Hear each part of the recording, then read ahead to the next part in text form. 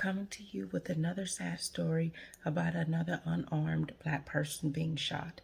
And this is in regards to 20-year-old Daunte Wright. Was shot in Brooklyn Center, Minnesota, actually 10 minutes away from where George Floyd was murdered. So I want you to take a look into this video in regards to what happened to him, and I'll give a brief commentary. And then we will go into detail about what we saw in this video. Around 2 p.m. local time Sunday, police pulled over Wright. The police chief says they stopped Daunte Wright because he had an expired registration on his license plate. The released footage begins minutes into the stop and shows police walking up to the car, and then Wright is seen stepping out of his vehicle. Police then tried to take Wright into custody after discovering he has an outstanding warrant.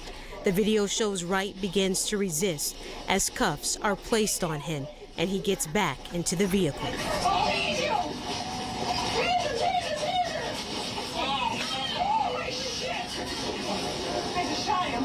As I watch the video and listen to the officer's commands, it is my belief that the officer had the intention to deploy their taser, but instead shot Mr. Wright with a single bullet.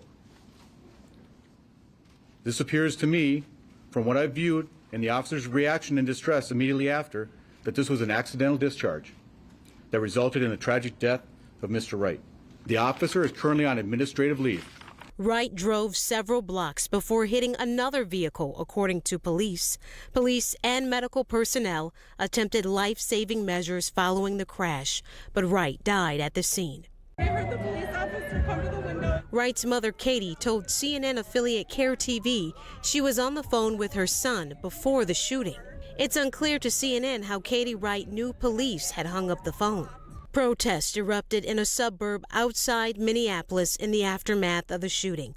Hundreds taking to the streets Sunday night, clashing with police. We recognize that this couldn't have happened at a worse time.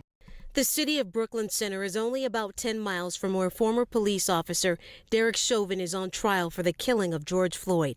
The chief of police says he released the footage to be transparent. Okay, so now we see this veteran right here. First, let's start with the fact that the guy was not yet handcuffed. A police officer was handcuffing him. At this point, he seems to be, there doesn't seem to be a tussle at the moment that he's in the process of being handcuffed. Then comes Kim Potter. She is a 26-year-old veteran, okay? And she's also a trainer, police trainer. So she is approaching a man trying to grab, but he's not fully handcuffed. I'm not sure why she would grab someone to get them transported and he's not fully handcuffed. Secondly, is she taking over handcuffing him? But at this point, he resists arrest. He does.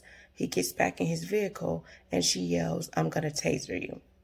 And I do not buy the fact that she believed it was her taser. You're a veteran for 26 years. One, they do not have the gun and the taser on the same side. If you look closely at the video, at the police officer, the arresting police officer, he has the gun on his right hip. As it moves around and she goes, Kim Potter, she goes on the officer's left side. If you notice, there's a taser, which it is, the handheld part is colored in yellow.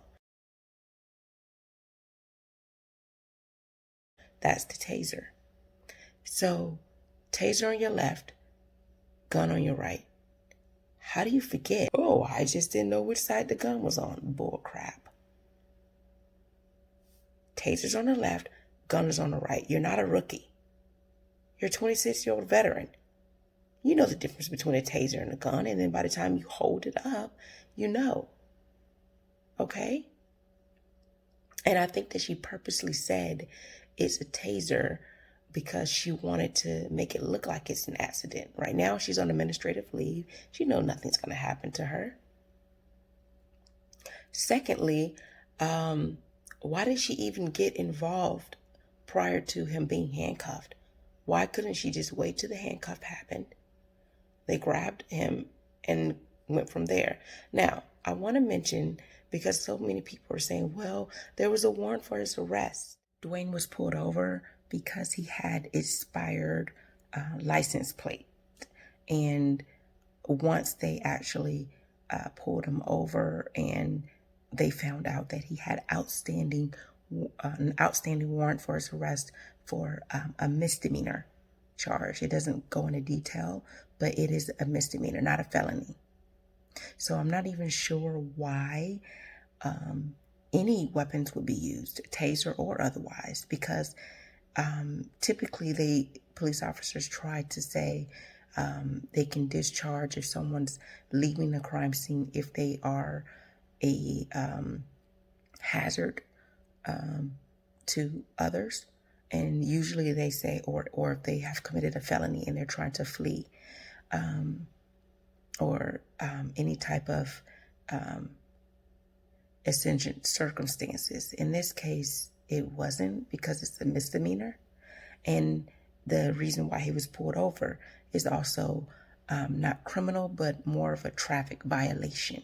So there's a difference between breaking the law and violations. And many people, they confuse the two. A taser should have never been deployed.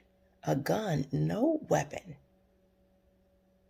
They could have gotten him or arrested him at his home.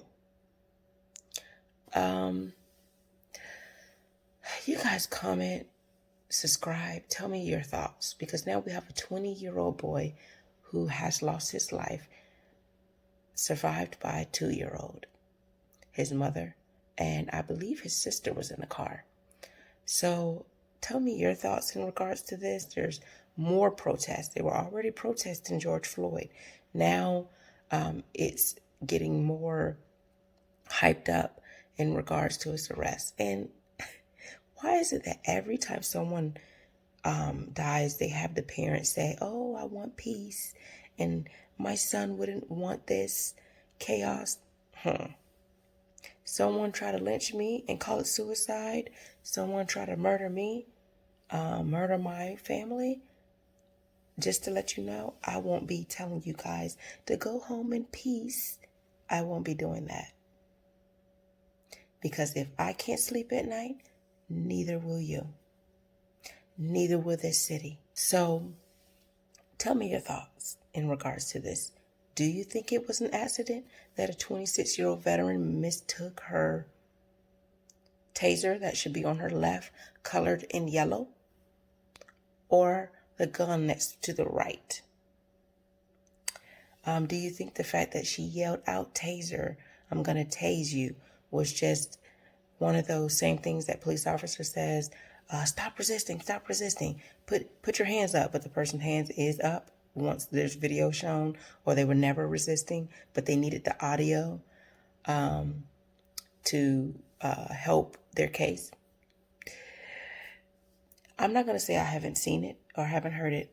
I'm not going to say I haven't. But tell me your thoughts in regards to this. I'd like to know. All right.